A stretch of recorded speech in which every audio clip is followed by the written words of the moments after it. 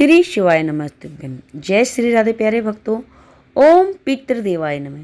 प्यारे भक्तों, प्रभु जी की अपार कृपा सदैव आप पर और आपके परिवार पर हमेशा बनी रहे। प्यारे भक्तों, मैं राधा आप सभी का स्वागत करती हूँ आपके अपने YouTube चैनल शिव कृपा भक्ति भजन में।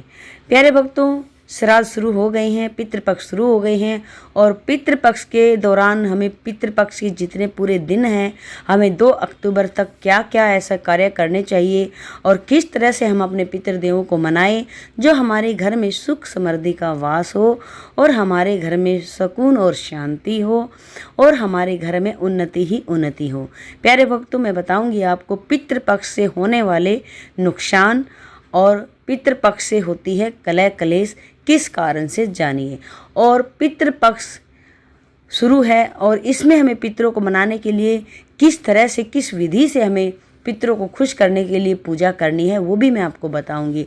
और पितृ अगर दोष है तो पितृ दोष में हमें जो हमारा वंश है, वंश में वृद्धि नहीं होती है। कहने का मतलब ये है कि लड़कियां होंगी, वंश को चलाने के लिए लड़के की ज़रूरत होती है तो लड़का नहीं होता है।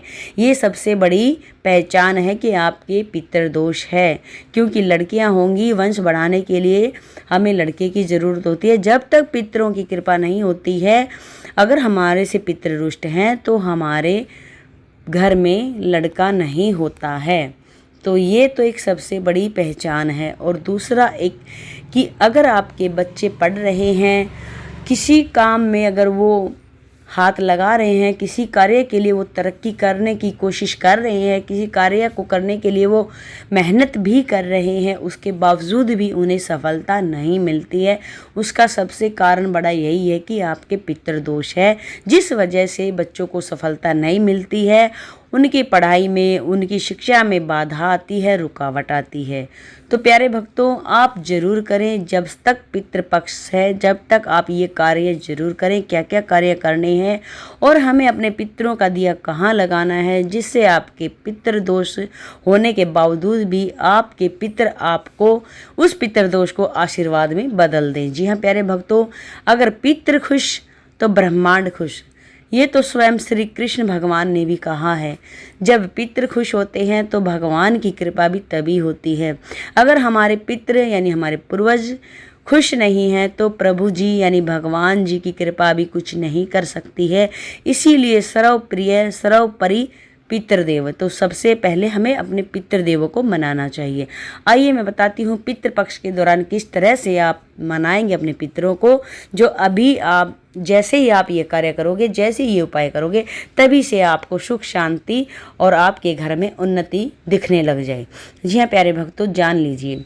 देखिए, सबसे पहले तो हम करेंगे, जब तक पितृपक्ष है आपको हर दिन गाय की रोटी निकालनी है। अगर आप हर दिन निकालते हैं तो सबसे अच्छी बात है। अगर किसी कारण से आप हर दिन नहीं निकालते हैं, कई घरों में नहीं भी निकालते हैं या कई बच्चे भूल भी जाते हैं, तो सबसे पहले आपने पहली रोटी गाय के लिए निकालनी है। उस रोटी में आपको मीठा रखना है, गुड़ रखो या चीनी रखो या आप शक्कर रखो, ठीक है। वो पहली रोटी आपको गाय को खिलानी है।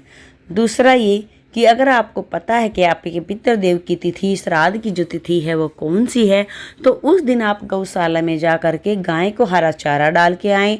कुछ अगर अन्न आप दान कर सकते हैं तो जैसे आटे की थैली, ये सब भी आप देकर आएँ। कुछ दक्षिणा अगर आप दे सकने में सामर्थ्य हैं तो वो भी देकर आएँ। अगर इतना आपका सामर्थ्य नहीं है कि आप गौशाला में जा सकें और फिर भी आपको अपने पितृदेवों को खुश करना, प्रसन्न करना है, तो क्या करें। देखिए, अगर आपके पास इतना सामर्थ्य नहीं है तो आप सिर्फ और सिर्फ एक पालक की गड्डी लीजिए। 10-15 रुपए की एक पालक की गड्डी आ जाएगी। आप उस पालक की गड्डी को अपने हाथों से खोलकर उसका धागा अपने हाथों से गाय को खिला दीजिए।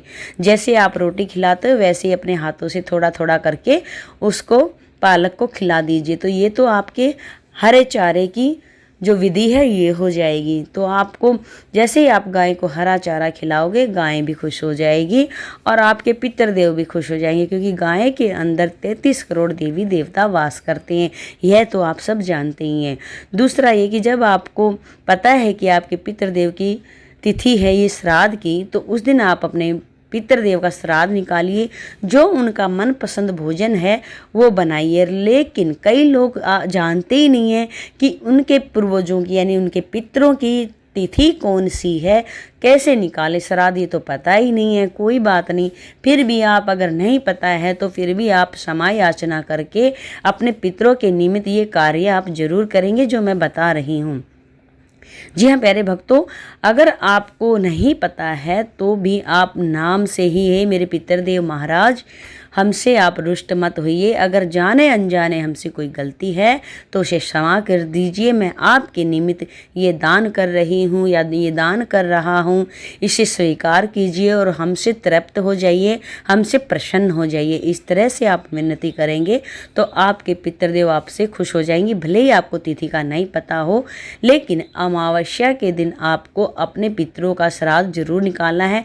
कहते हैं भूले बिसरे जितने भी पितृदेव हैं उस दिन हम अमावस्या के दिन, पितृ अमावस्या के दिन हम श्राद्ध निकालते हैं।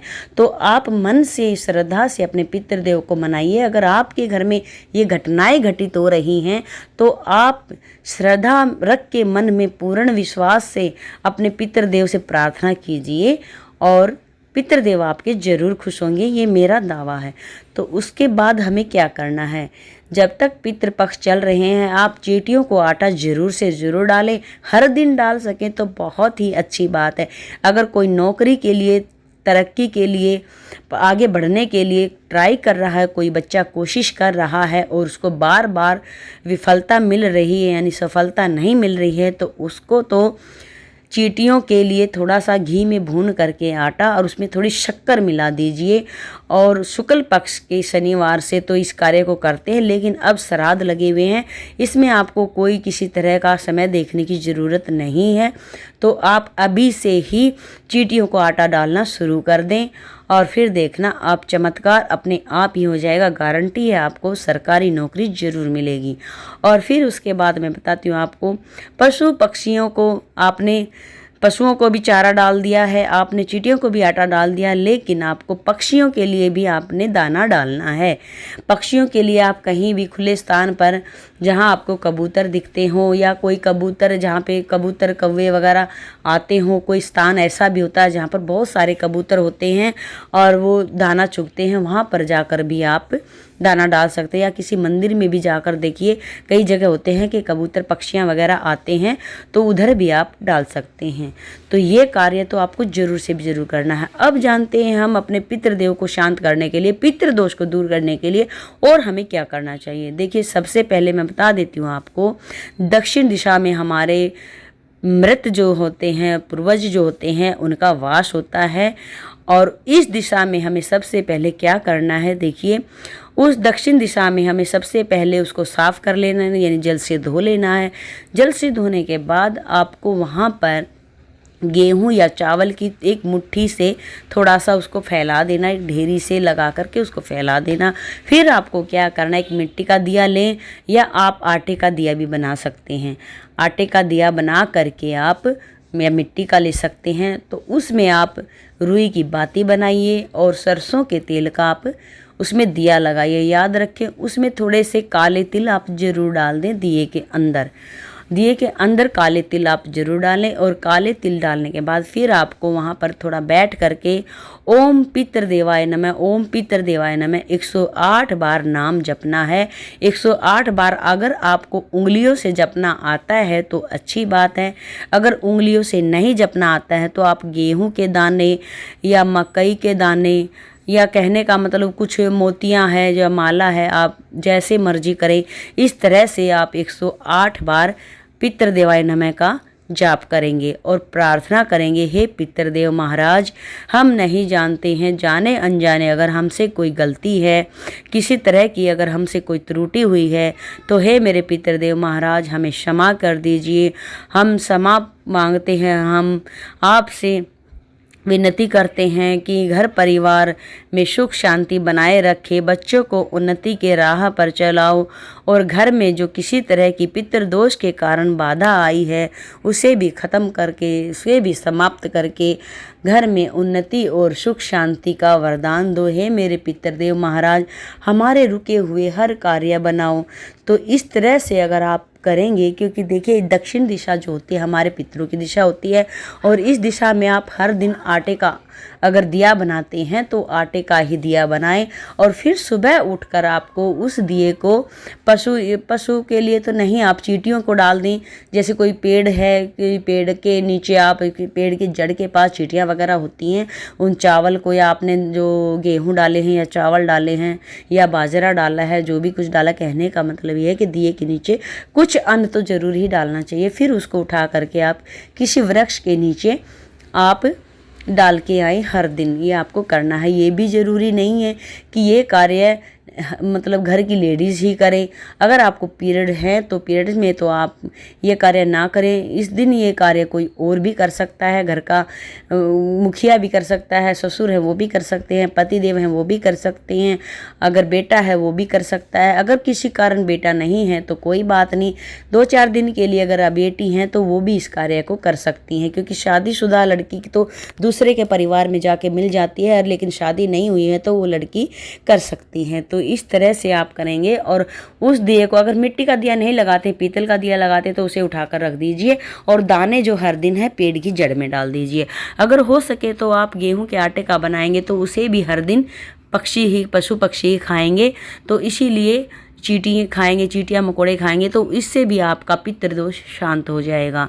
तो ये इस तरह से जब आप ये विधि करेंगे तो आपके पितरों को शांति मिलेगी और आपके पितृ खुश हो जाएंगे। और पितृ पक्ष में पूरी श्रद्धा और विश्वास से अपने पितरों की तिथि पर आप श्राद्ध जरूर निकालिएगा। प्यारे भक्तों, अगर हमारी वीडियो पसंद आई है तो प्लीज़ सब्सक्राइब जरूर कर दें चैनल को, क्योंकि प्यारे भक्तों आपका एक सब्सक्राइब और एक कमेंट हमारे लिए बहुत अहमियत रखता है। इससे हमारा हौसला बढ़ता है और हमें अच्छा लगता है कि आपको हमारी वीडियो पसंद आ रही हैं। तो प्यारे भक्तों, पितृ पक्ष में ये कार्य आप जरूर करें, फिर देखो पितरों की कैसे कृपा बरसती है और कैसे आपका पितृ दोष दूर हो जाता है।